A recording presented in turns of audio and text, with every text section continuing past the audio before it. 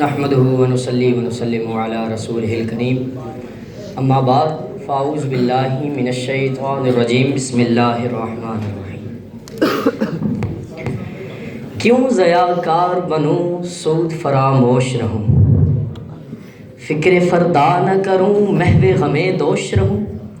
نالے بلبل کے سنوں اور ہمتن گوش رہوں ہم نوا میں بھی کوئی گل ہوں کہ خاموش رہوں۔ صدر ذی وقار، میرے محترم ہی اساتذہ اکرام اور میرے ہم چمن ساتھیوں، السلام علیکم۔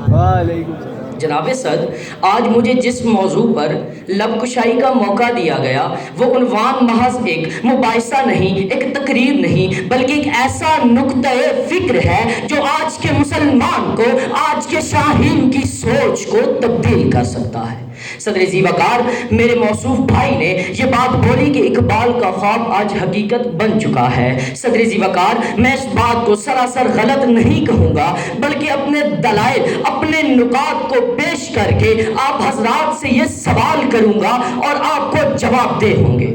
صدر ذی وقار، اسی دوران جب میری نظر پڑی اپنی تاریخ پر تو میں کیا دیکھتا ہوں، ایک طرف سلطان صلاح الدین ایوبی کی شلغار ہے تو دوسری طرف ٹیپو سلطان کی بے نیام تلوار ہے، ایک طرف سلطنت عثمانیہ کا قیام ہے تو دوسری طرف فاتح اندلس اپنی کشتیاں جلا رہے ہیں، ایک طرف میں دیکھتا ہوں سلطان محمد فاتح قسطنطنیہ میں داخل ہو رہے ہیں۔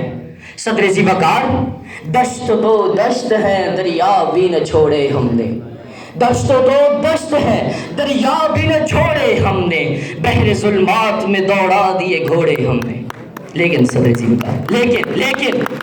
صدر ذی وقار، جب میں دیکھتا ہوں آج کی شاہین کو، آج کے نوجوان کو تو میری آنکھ نم ہو جاتی ہے۔ صدر ذی وقار، میں دیکھ رہا ہوں کہ وہ اپنی اندر کی صلاحیتوں کو پہچاننے کی بجائے اپنی شان و شوکت، اپنی عزت، اپنی وقار کو بھلا کر حسن کے بازاروں میں خود کو نیلام کر چکا ہے۔ صدر ذی وقار، تو پھر میری آنکھ اشکبار ہوئی، میرے لب پہ شکوہ آیا، میں علامہ اقبال کے مزار پہ جا پہنچا، میں نے اقبال سے سوال کیا کہ اے علامہ اقبال، کیا یہ وہی دھرتی ہے، یہ وہی ملک پاکستان ہے جس کا آپ نے خواب دیکھا تھا، جہاں لا الہ الا اللہ کے سائے تلے محمد الرسول اللہ صلی اللہ علیہ وآلہ وسلم کا سکہ رائج کرنے چلے تھے،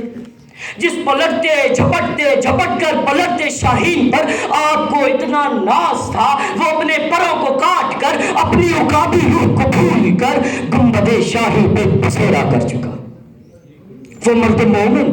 جس پر آپ کو اتنا ناز تھا، وہ مرد مومن خودی کے فلسفے کو حسن کے بازار میں سستے داموں نیلام کر کے خودی کے فلسفے کو اور خود اپنی شمشیر کو بند نیاموں میں سجا چکا ہے۔ وہ اذان دے رہا ہے مگر روح بلالی کو بھول چکا ہے، وہ نماز پڑھ رہا ہے مگر سحر خیزی کھو چکا ہے، وہ سجدہ دے رہا ہے مگر سجدہ حسینی کو بھول چکا ہے۔ تو پھر میں کیوں نہ کہوں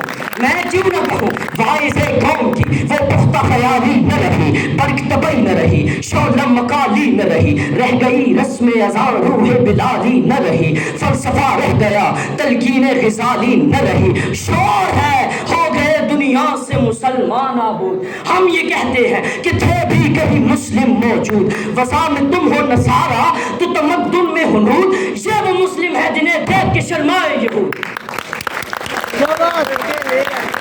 صدر ذی وقار، میرے موصوف بھائی نے کہا کہ نہیں، ہمارے ایسے آنکھوں کے تارے تھے جنہوں نے پاکستان کا نام روشن کیا۔ میں آپ کی بات کو غلط نہیں کہہ رہا، لیکن صدر ذی وقار، میں یہ سوال کرنا چاہتا ہوں، ہاں تھے وہ آبا وہ تمہارے ہی، مگر تم کیا ہو؟ ہاتھ پہ ہاتھ دھرے منتظر فردا ہو، ہر کوئی مست مئے ذوق تنہا ثانی ہے، تم مسلمان ہو یہ انداز مسلمانی ہے، حیدری فخر ہے نہ دولت عثمانی ہے، تم کو اسلاف سے کیا نسبت روحانی ہے، وہ معزز تھے زمانے میں مسلمان ہو کر، ہم خار ہوئے تارک قرآن ہو کر۔ لیکن صدر ذی وقار، ہمارے دین نے، علامہ اقبال نے کبھی نا امیدی کا درس نہیں دیا۔ اگر ایک زمین بنجر ہے تو بنجر رہنے نہیں دی جاتی، بلکہ دریاؤں کے بند توڑے جاتے ہیں، نہریں کھودی جاتی ہیں۔ صدر ذی وقار، لہو کے ایک ایک قطرے کو ملا کر